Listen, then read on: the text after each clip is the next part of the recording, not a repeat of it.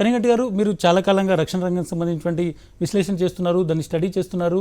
Pattern ఎలా చూస్తారు? MI-17 అనేటువంటిది ద బెస్ట్ మన దగ్గర ఉన్నటువంటి హెలికాప్టర్స్లో, చాపర్స్లో ద బెస్ట్ అని చెప్తారు. రష్యా నుంచి 2008 నుంచి మనం దాన్ని అప్గ్రేడ్ చేసుకుంటూ వస్తున్నాం. ఈ ఓవరాల్ సంఘటన మీద మీ ఒపీనియన్ ఏంటి? ఏం కారణమే ఉండొచ్చు హెలికాప్టర్ కూలిపోవడానికి? ముఖ్యంగా first of all I would like to put it on record heartfelt condolences, and this country, our India as a nation, will never ever forget the services of the people who have been, unfortunately, killed in the crash.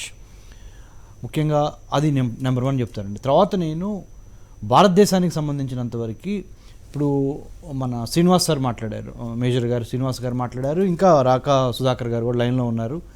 What I would like to say is, I would like to ask my co panelist also to think an international angle.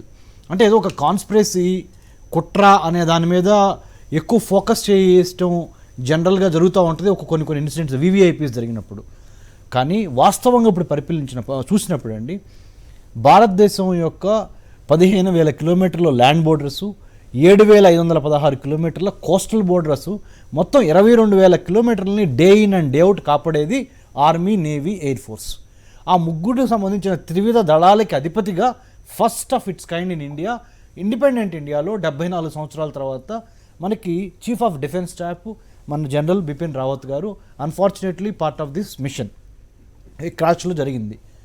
ఇంత పెద్ద నేపథ్యం ఉన్న VVIP 5 ఉంటారు పంచభూతాలు భారతదేశాన్ని కాపాడటానికి. ఏ దేశానికైనా సరే ఒక ప్రధానమంత్రి, ఒక ప్రెసిడెంట్, మన విషయంలో ప్రధానమంత్రి గారు, minister of defence, minister of home, మన finance and then foreign affairs.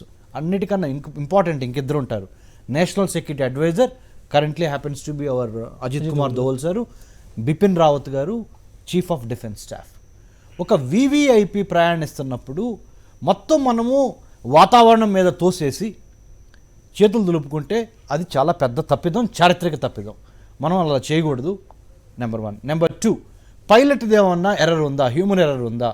Number 2 angle. Number 3 angle, ఈ రెండింటికి మధ్య అన్నిటికీ మించి ఎయిర్ ట్రాఫిక్ కంట్రోల్ ఏదైతే ఉన్నదో మనకి ఎయిర్ ట్రాఫిక్ కంట్రోల్ వ్యవస్థలో ఏమన్నా కోఆర్డినేషను లోపాలు ఏమైనా ఉన్నాయా? ఇది 3వ. 4వ అతి ముఖ్యమైనది, I want my co panelist also to think in these lines. I'm sure given their wisdom they will think in these lines also. We cannot rule out, మనం ఎట్టి పరిస్థితుల్లోనూ చైనాకి సంబంధించిన ఒక యాంగిల్ని రూల్ అవుట్ చేయలేము.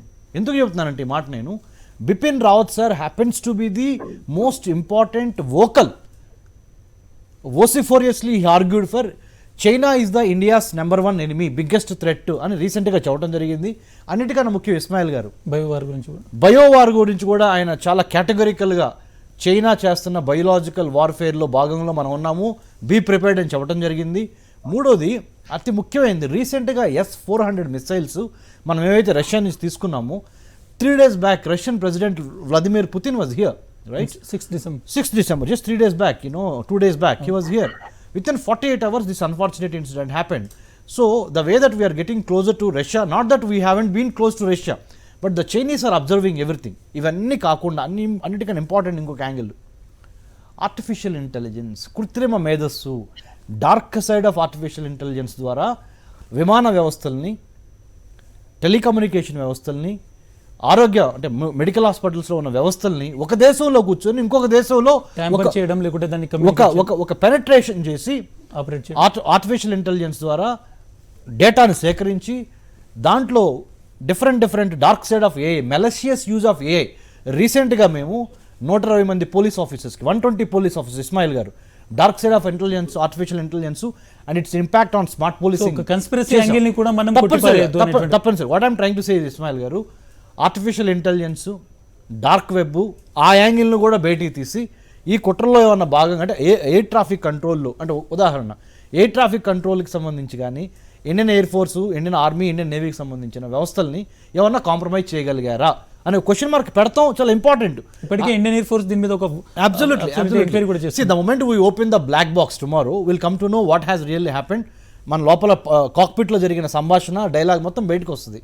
What I'm trying to say is, by saluting the brave soldiers who have laid down their lives, ఎవరైతే 13 మంది చనిపోయారో వాళ్ళందరికీ మనము ఎట్టి పరిస్థితుల్లోనూ వాళ్ళ ఆత్మశాంతి చేకూరాలని కోరుకుంటానే ఆప్టిక్స్ చాలా ఇంపార్టెంట్. మన దేశంలో ఒక ఇంపార్టెంట్ పర్సనాలిటీని మనం కాపాడుకోలేనప్పుడు మనం ఎటువంటి సెక్యూరిటీ సేఫ్టీ ఇవ్వగలుగుతున్నాము? ఎందుకంటే security is a state of mind, right? What actually transpires other countries మన గురించి ఏం మాట్లాడుకుంటున్నాయి, ఇంటర్నేషనల్గా చైనా, ముఖ్యంగా పాకిస్తాన్ ఏం మాట్లాడుకుంటున్నాయి, వాళ్ళు దీన్ని ఏ విధంగా ఉపయోగించుకుంటారనే అవకాశం ఇవ్వకుండా I'm sure I have 100% confidence in the government of the day that Ajit Doval sir, the National Security Advisor, and Honorable Prime Minister of India, with their valor and grit and then wisdom, they are going to put up a brave fight against the external enemies, even if it is weather, let's say, for the argument's sake, వాతావరణం బాగోపోవటం మూలాన దెబ్బతిన్నాము. ఎందుకంటే దివంగత ముఖ్యమంత్రి YS Rajasekhara Reddy సార్ని కూడా మనం అలానే కోల్పోయాం. అలాంటిది జరిగినప్పటికీ ఇంకా దీని మీద ఇంకా ఎంతో మేధోమథనం జరగాలి. అలాంటి పునరావృతం కాకుండా చూసుకొని దేశ భవిష్యత్తు, దేశానికి సంబంధించిన మొరల్ బూస్టింగ్ తగ్గకుండా ఉండాలి. డెఫినెట్గా